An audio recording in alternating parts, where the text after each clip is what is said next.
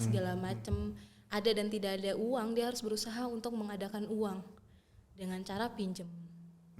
Jadi mereka begitu dapat uang tutup pinjaman.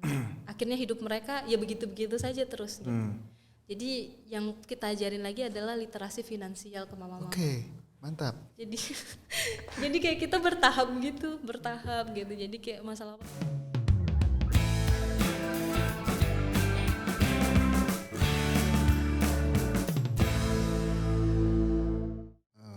Gimana ngajarin mereka ya? Kan mereka kan nggak quote unquote tanda kutip, mereka kan mungkin nggak sekolah ya, saya nggak, kebanyakan sih atau seperti itu. putus sekolah Iya, putus sekolah kebanyakan. Dari SD mereka putus sekolah, walaupun mereka sekolah dari SD mereka putus sekolah. Gimana cara ngajarinya? Apakah dengan contoh atau dengan gimana ngobrolnya dengan mereka tuh gimana tuh? Terutama yang mama-mama ya, terutama yang mama-mama gitu. Setelah maksudnya struggle-nya salah satunya tadi gitu ya, yang karena saya bukan representasi mereka. Struggle yang kedua tuh adalah ya mereka karena udah terbiasa dengan program, jadi semua program itu diukur dari uang. Ada atau tidak adanya uang gitu kan. Jadi kita tuh perlu merubah lagi mindset mereka terhadap hal itu. Karena kalau mereka udah pandang itu uang, jadinya produk yang mereka hasilkan, misalnya satu produk ini aja mereka hasilkan, saya mau kasih harga 200.000. Nah kalau satu produk harga 200.000 saya bawa ke pasar, terus saya jual berapa dengan kok ini sekecil ini aja gitu. Oke. Jadi itu yang membuat kita tuh gimana ya cara membuat mereka berpikir bahwa bukan satu produk yang mahal, tapi produk yang banyak, tapi bisa continue mereka buat. Nah, wah itu lumayan sih. Ya adalah setahun lebih itu untuk berulang kali. Jadi di sana tuh karakteristiknya salah satunya adalah harus berulang kali menyampaikan itu.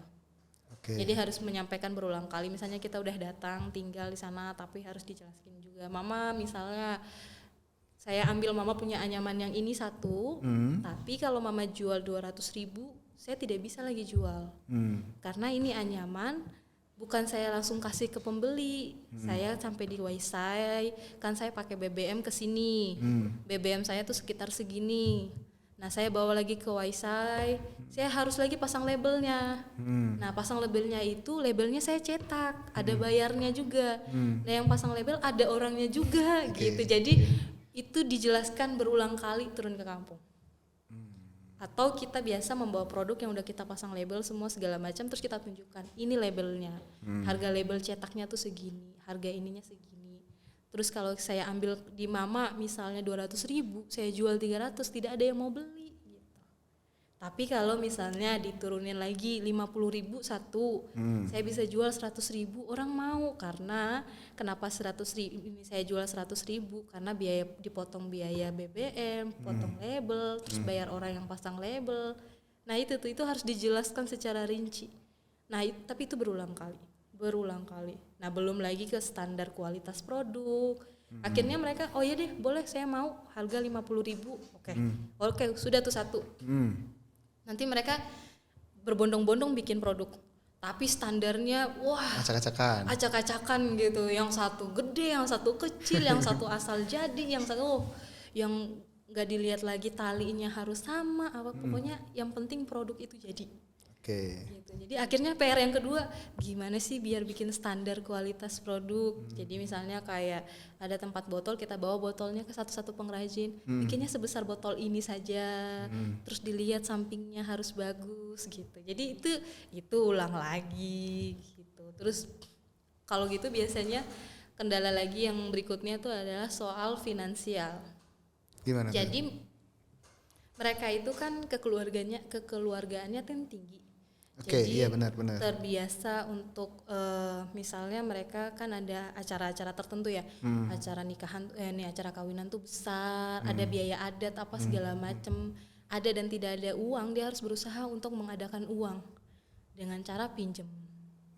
Jadi mereka begitu dapat uang tutup pinjaman, akhirnya hidup mereka ya begitu-begitu saja terus. Gitu. Jadi yang kita ajarin lagi adalah literasi finansial ke mama-mama. Mantap. Jadi kayak kita bertahap gitu. Jadi kayak masalah berikutnya apa nih, literasi finansial dengan cara apa? Pencatatan sederhana. Jadi mama kalau produknya segini, jadi kita tawarkan Misalnya mama jual nih 500.000, semua produknya harga 500.000. Oke. Mama mau tidak, 250 kita simpan, 250 mama ambil.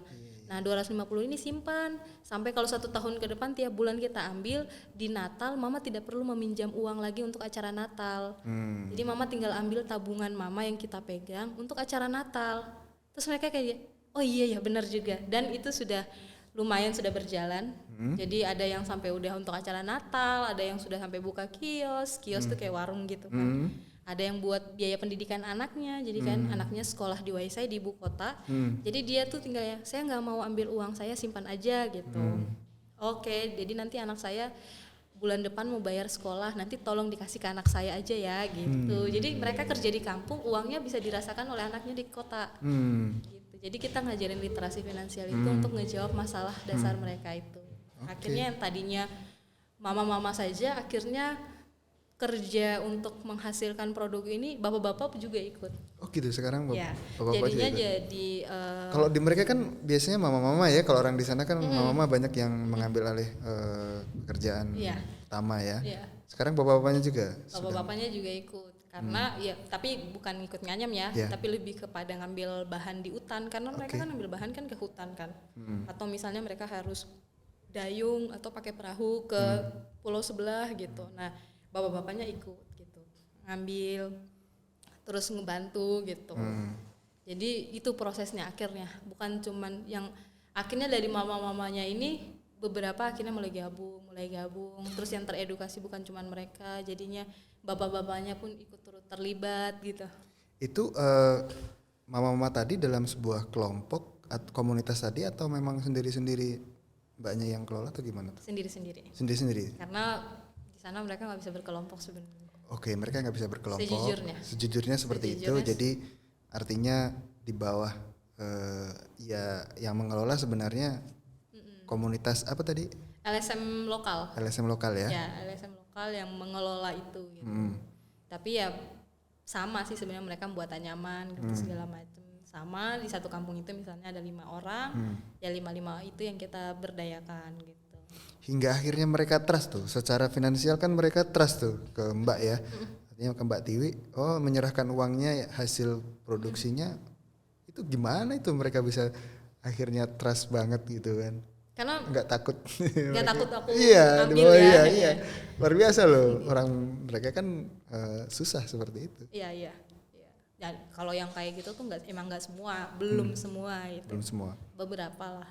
Tapi dari beberapa ini yang lain tuh melihat, karena ada melihat hasilnya. Manfaatnya ya. Melihat manfaatnya, ada hasilnya gitu. Jadi kayak begitu kan, soalnya ada catatannya. Catatan itulah yang akhirnya di buku sederhana itu yang mereka tahu, oke mama untuk kali bulan ini penghasilan mama 500. 250 mama ambil, 250 saya simpan. Bulan depan lagi misalnya dia tabung yang sama, berarti total mama punya uang di saya ada 500. Sampai akhir bulan kan dia tahu, sampai akhir tahun kan dia tahu total berapa dia punya tabungan. Dari catatan itu. Nah, dari catatan itu kita tunjukkan, uangnya kita kasih sesuai dengan catatannya. Jadi itu yang membuat mereka percaya. Jadi sistem seperti itu, jadi kayak terbuka, tidak ada lagi yang ditutup-tutupin. Bahkan kayak harga satu produk yang kita jual di Waisai pun mereka tahu harganya berapa. Misalnya kita ambil 50, kita jual 100, kita kasih tahu kita di Waisai jualnya 100. 100 itu biayanya yang tadi dijelaskan gitu. Jadi mereka percaya bahwa ternyata begini gitu. Soalnya yang sebelum-sebelumnya kan nggak gitu kan. Mereka cuma memproduksi lalu ya dibilangin diambil dengan harga yang rendah, tapi tahu-taunya mereka nggak mendapatkan yang banyak gitu ya, kayak gitu.